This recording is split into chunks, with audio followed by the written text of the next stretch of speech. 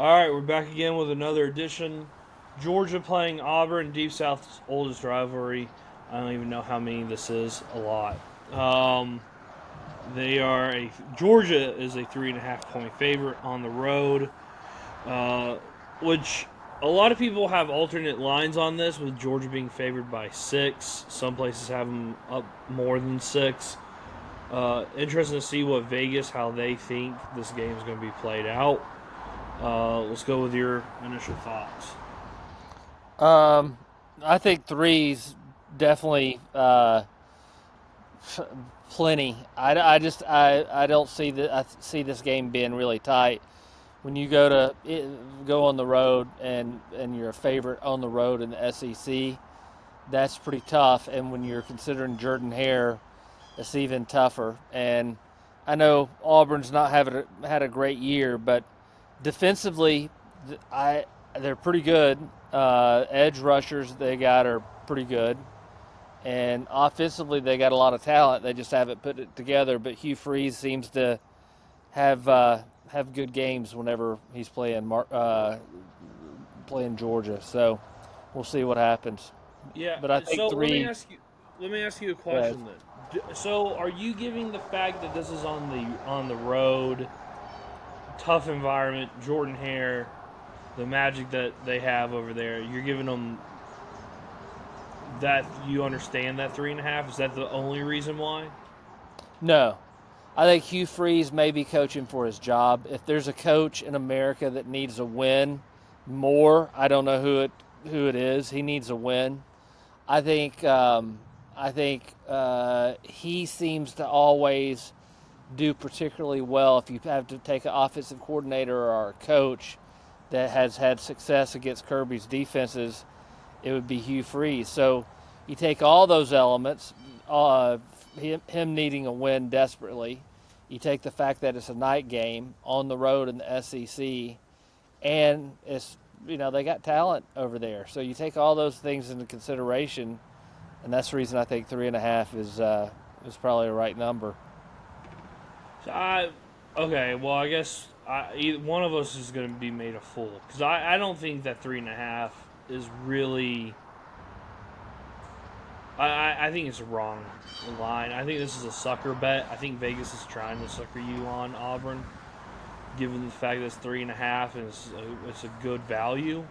Because like if you go back and you look, the A&M game, if you look at the box score, you go, well, that was a close competitive game, but it really wasn't. The total yards, A&M had 414. Auburn had 177. A&M had 21 first downs. Auburn had 9. A&M also had a turnover. Third down, they're 3 of 14. A&M was. Uh, Auburn was 0 for 13. Yeesh. Also, time of possession, 34 minutes. A&M had the ball for. And then if you go and look at Oklahoma, let's see, they had a little bit. This game was a little bit closer, but again, do I think Oklahoma is better than Georgia? No. Do I think Oklahoma is better than A&M? Probably not. Um, Total yards 303 to 287. Oklahoma outgained them. Turnovers, Oklahoma had the turnover. Auburn had none. Uh, Third down, 3 of 12, 3 and 15. Pretty even.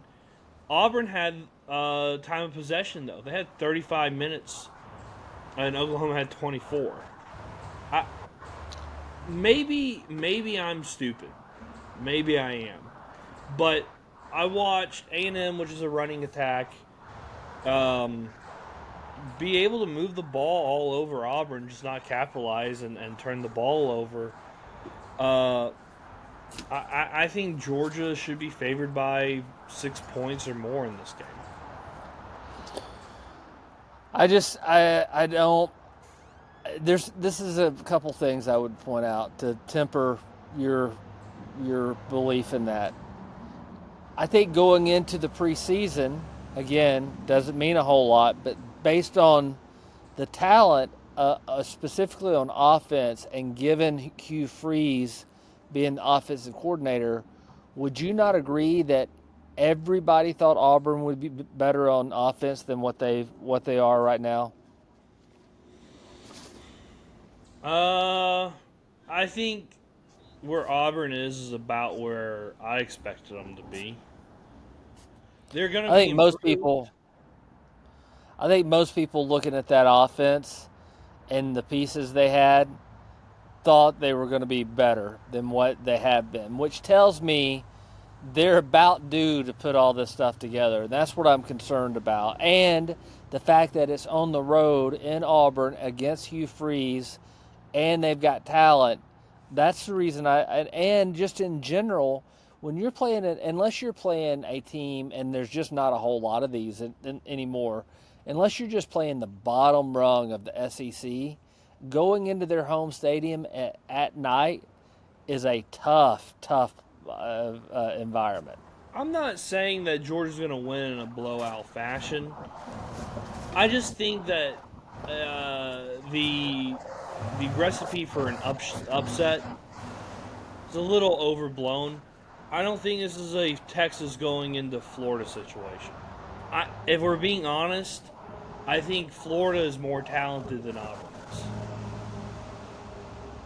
Well, So but again, I looked at the A&M game, and maybe that's why it's lasting on me. Maybe I'm not being fair, but A&M should have blown their doors off, and they never could capitalize on it, and they were screwing themselves because again, they're a middle SEC team.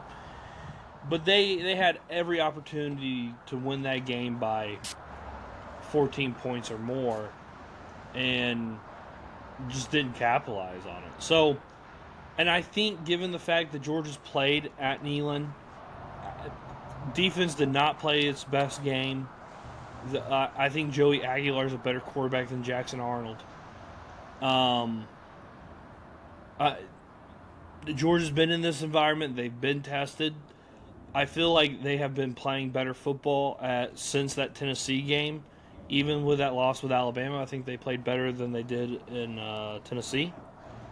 So, to me, I would think that given that Georgia's been tested, they know that this is an important game.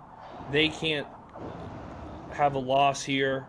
They lose here. It's getting tough to get into the playoff picture. If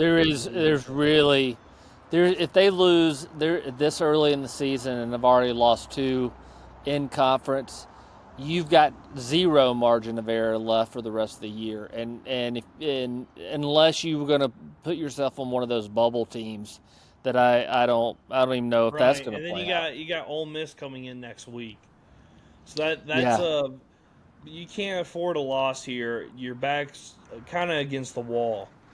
So I will tell you this. You said something that I think shouldn't be minimized. I think it will absolutely help because we've got a lot of first-year guys, whether they're freshmen or redshirt freshmen or transfers, 86 or 84% of the roster, first-year players. But the fact that Georgia has gone on the road in the SEC, I think will bode well. So that does give me a little bit of confidence that they're not going to go there and lose their minds. And then I hope you're right. I think you're right, but we'll continue to see. It's got to be consistent. I think this team's getting better, and which makes sense. They're young. They got to get some playing time. So maybe we'll start seeing, Kirby talks about it all the time. I want to see on Saturdays what I see on the practice field. So maybe we'll start seeing glimpses of that. Hope so. I think we're kind of due for a good beating. I mean, look, most of the time when we've played Auburn of recently, I saw a stat, I think it was the last 5 times or 4 times, however many times it has been, playing at Jordan-Hare has been like a touchdown margin in Georgia victories. Most of the time since the schedule has been moved around where we don't play them in November anymore, and it's early, like, in the season, they're usually our first SEC road game. They have been. 23 it was, I know, I remember that. And again, there was a lot of newness in that 23 team, even though they were veterans. You had a brand new starting quarterback on the road in Jordan-Hare. I personally would not want to take that. But now, with this year, they've already been on the road. They've played in a tough environment like Jordan Hare. I just don't see it being as big as a test as it has been in previous years because of that. And I think this team's kind of getting and molding itself into a championship team. Could be totally wrong, but I that's what I think, and I also think you're going to see Auburn's secondary is not good. So I suspect Georgia's going to throw the ball, and if they can run and throw the ball, then, well, obviously you can only do two things on offense. But if they can do both of those things at a really efficient level, it's going to be tough for Auburn to win. That's really tough for them to win. I'm gonna make a counterpoint. I believe that the defensive ends of Auburn, I believe they should concern Georgia, especially with a beat up offensive line. Therefore, I think Georgia's going to run the ball or try to, and I think you're going to see a heavy dose of that. Well, I think you're about to see a heavy dose of screens. Well, that's the Mike Bobo offense, isn't it? That's what I'm saying. You're going to see a lot of screens on Saturday. If you want to tire out defensive ends, then you know they don't have that depth. Run them sideways, then hit them in the belly a couple of times, and just keep doing that over and over again. That's how you're going to tire them out. Well, I think we're going to see. My guess is we're going to see a heavy dose of running the ball, and if that's what it takes to slow those defensive ends, is throwing it sideways and screens, whatever. Because that offensive line, I don't know. They said they're trying to go. Freeling was able to do. I think he said able to do some things, or maybe Green, but didn't basically. And you're not going to hear Kirby say one way or the other on whether or not they're going to try to go, but. It's a beat up offensive line, so whatever we got to do to give Gunner some time and take some pressure off of him, I think take off of him and that offensive line, the better. Well, and I would love to know Jackson Arnold's how long he holds the ball in the pocket. He has to be the longest holding quarterback in all of the country. And then I would like to see the stats of how long do the quarterbacks against Georgia, how quickly they throw the ball. Because it feels like they have less than 3 seconds for the opposing quarterback against Georgia. And then Arnold is 4 seconds or more. So, and the reason, and I heard Josh Pate say, well, Georgia's secondary isn't that good. Well, the reason why Georgia's secondary isn't that good is because we can't get any fucking pressure.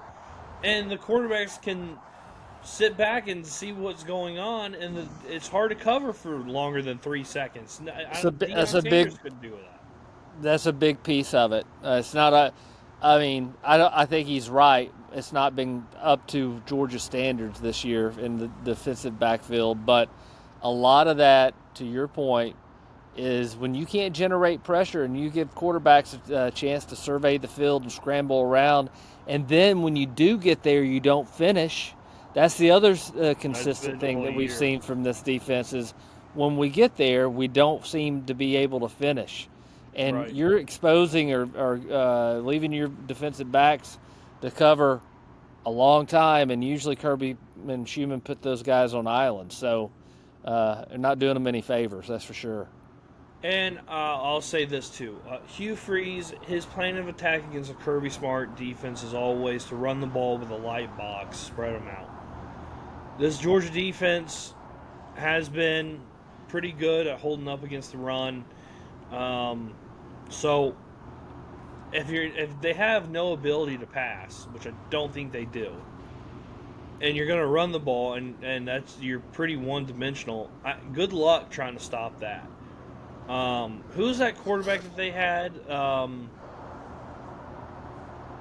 Kid from Michigan State who could actually run a little bit. Peyton Thorne. Oh, yeah. They could use his legs. Jackson Arnold, I don't know. He's not a similar runner. and I don't think he scares you with his legs as much. And I could be totally wrong, but I don't think he Well, scares if we you see that Auburn able to run on us early, we're in for a long game. Yes, that is. I think that's the key there. If Georgia can stop the run and let them be one-dimensional, I think this game could be an easy cruising victory. If they can run the ball effectively on Georgia, it's going to be a knife fight, which, I kind of expect it to be a knife fight. I think they're going to have. I mean, Hugh Freeze has always been pretty good against Kirby, Yes, he figuring has. out how to, scheme something up. But luckily for us, he's only the offensive coordinator for the first downs. So, as long as we can get him in the second and long and then third, we have a shot. But, if he is calling plays on first down, so it's all about first down success. By the way, that is a real thing. He calls I know first you down said plays. that before. I'm assuming it's a real thing, but that has to be. I mean, just from a continuity, from a player standpoint, that doesn't even make sense on the surface of it. But Well, to whatever. Hugh, it makes a lot of sense, just like having burner cell phones. All right. By the way, the 130th edition, if you're counting the SEC championship, which I will. Oh, by the way, Cam Newton's getting his number retired. Yeah. So Only cost him what, 250,000, right? allegedly, I don't want to get in Allegedly. trouble. Allegedly. Oh, Kennesaw State's playing tonight. We're recording this on Thursday. Okay. Let's talk about game predictions. You go. Oh, well, let me tell you the totals real quick. Georgia's a 3.5 favorite on the road. The over/under is 46.5. So do with that as you will. Well, you're not going to believe me because I'm going to be really close to that number, over/under number. But I had 31-17 Georgia in my head before we ever started talking. All right, Larry Munson. That's actually really funny. That's great. What, did I pick Georgia that big? Yeah, you're so negative, so down, and then Look, pretty much. Georgia at the end of the day, Georgia, if you look at the players on paper, you look at the coaching staff, if we got the best coaching staff in America, which Kirby says, and I can't dispute him based on the record that we got, and you look at the roster that we got, we should kick their ass. So, yeah, it's 31-17. I'm getting more confident as I sit here. But could the wheels come off the fucking bus? Oh, Absolutely, yeah, because we're dealing with a young team in a yeah. shitty environment against a coach that has to win. So that's my hedge on all this. I'm gonna pick the 31 number as well. I think it's gonna be 31-10. I look, unless something really changes, this offense is just terrible, and I don't really understand. Their offensive line is not good. Auburn's offensive line is not good, and Jackson Arnold holds on to the ball forever. So those two things, and Georgia, like you said, they're due. That won't Eventually, matter. Him hanging on the ball forever. That I'm telling against Georgia, that ain't gonna matter. If they can well, run the ball, okay, that's what's gonna great, matter. but they're not going to be able to run the ball, is what I'm saying. So I think it's going to be 31-10, 31-13, somewhere in that range. I don't, the threat of them scoring, I will say this. This can be, you can, as Josh Pace says, a padlock stat. This could be a padlock stat. If Auburn scores more than 24 points, Georgia's in trouble. I would agree with that. Yeah. So put that to the family. 24, and y'all got the win. All right, let's pick some games here. Ohio State goes on the road to Illinois. A big noon kickoff. Ohio State's favored by 14.5. Pick. I'll pick Ohio State, but I'll take Illinois in the points. But Ohio State wins. I saw Illinois get a 60 burger put up Woo, on them son, against by Indiana. Indiana. Yeah, Come on so now. I'll take Come Ohio on, State. man. Yeah, I'll take Ohio State. All right, Alabama goes onto the road to Como. They're only favored by 2.5. Como. Como, Columbia, Missouri. Oh. What's the point spread again? 2.5 Alabama, which is a crazy line. That's a weird place to play. It's a night game. It's a noon. Oh, So noon. Oof. Um, I'm gonna take Missouri. I believe Alabama drops their candy. Everybody was talking about, including me, the Vandy game being the one that might be, but that's tough at noon in the center of the universe. Middle Earth is what Dean Legge calls it. I'll take Alabama. I think no bueno. Stinky. I'm picking Missouri. I'm sticking with it. That's a stinky line. That's a rat line there. I think Alabama wins. All right. Indiana goes onto the road to Oregon, Eugene. Oregon is favored by 6.5. Take Oregon and give up the 6.5. I think secretly down deep, Dan Lanning, just knowing a little bit about the DNA of who he is, it wants to stick his foot up that coach's ass from Indiana. So I anticipate a double-digit victory by Oregon. I will do the same. I think Oregon. This Indiana's kind of like Boise State back in the day. Anytime they play real competition and it actually matters, they get their ass beat. But they're like the media darlings for some reason. No offense, I love Indiana, go Hoosiers, but not a football program. It's good that they've turned it around though. All right, the second biggest, I would say, probably one of the bigger games because of the storyline. Red River shootout. Here we go. Texas is favored by 1.5. They're not even ranked. Oklahoma's the number 6 team in the country. 3:30 kick, Cotton Bowl. What? I think Oklahoma beats them. I think Texas. I watched them more up close last week than I've watched them any other time. I feel he may be a fine quarterback down the road, and maybe even this year. But he's a little overwhelmed right now, and he's out way over his skis. And Sarkisian and they don't have the talent, and they haven't been able to replace the way Georgia has. I don't think Texas is that good of a team, and I think Oklahoma beats them. So, see, my heart wants Oklahoma to win, and I think Oklahoma wins, but I'll take Texas. Hungry dog runs faster. Their season's on the line. If they lose this game, they're done. They're done. It's over with. They need this win badly. And usually it's always this game, to me, from an outsider's perspective, seems like the team that is the underdog and who you think has no shot to win ends up winning. It's happened enough for it to be noticeable. You know what I mean? I hear you. I don't know how often that's actually happened, but it's happened a few times recently for sure. Yeah, so I'll take Texas. I'll be pulling for Oklahoma, but I'll take Texas. All right. Ooh, Bobby Petrino's second stint with Arkansas starts Saturday at 4:15 in Neyland. Tennessee's favored by 11.5. I'll take Tennessee and give up the 11.5. I'll take Arkansas. Why not? A&M playing Florida. A&M's a 7.5 point favorite.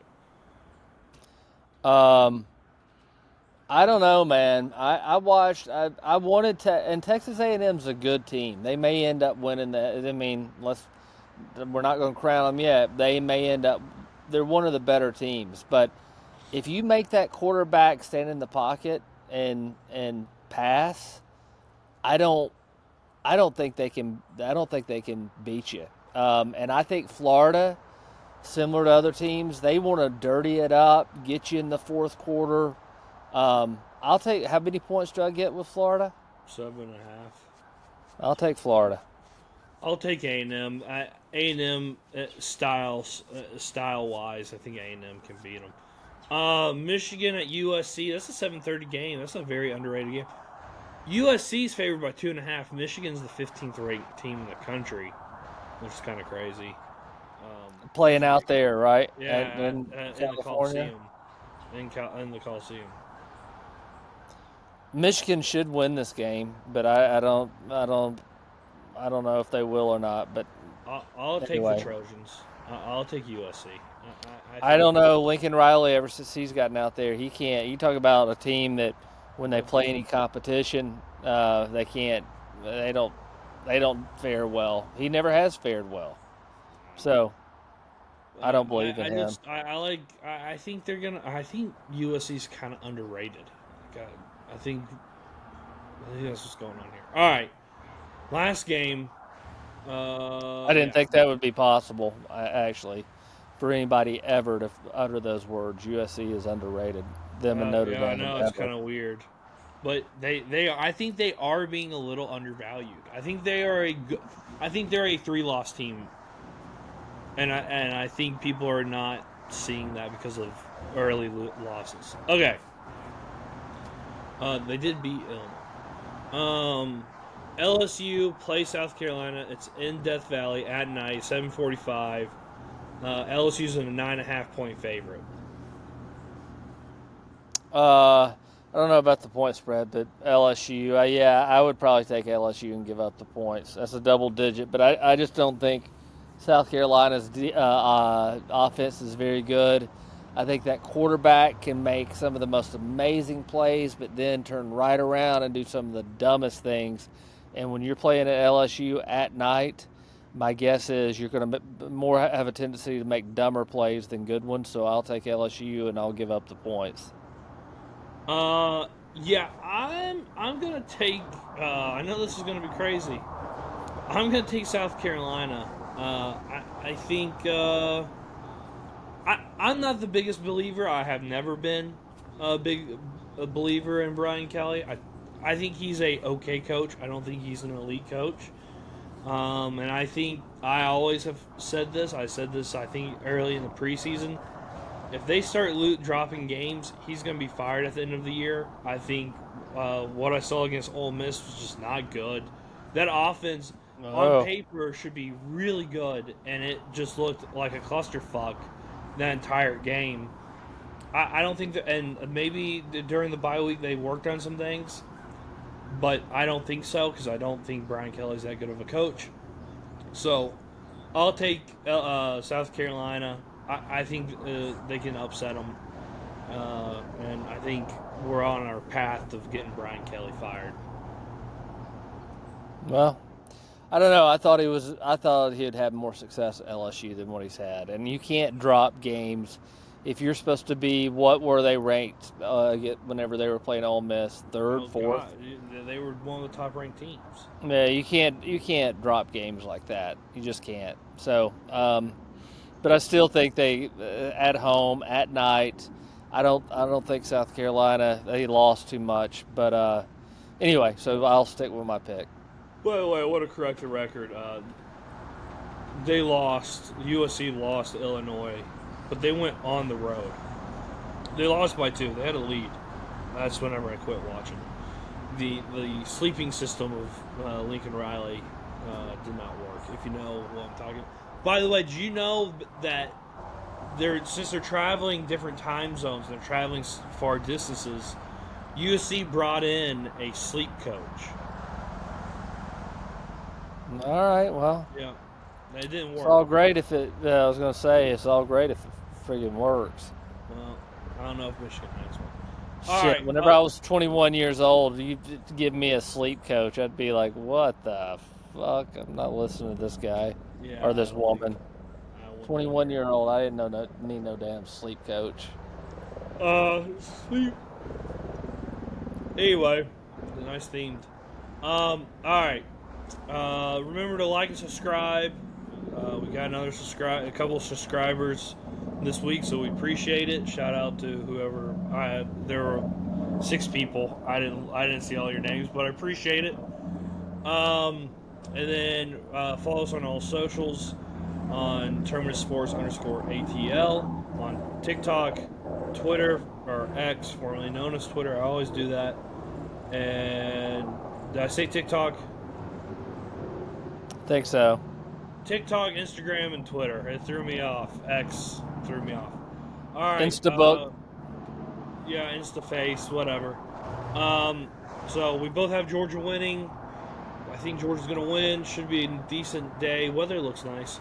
So we'll see you on the other side. See ya.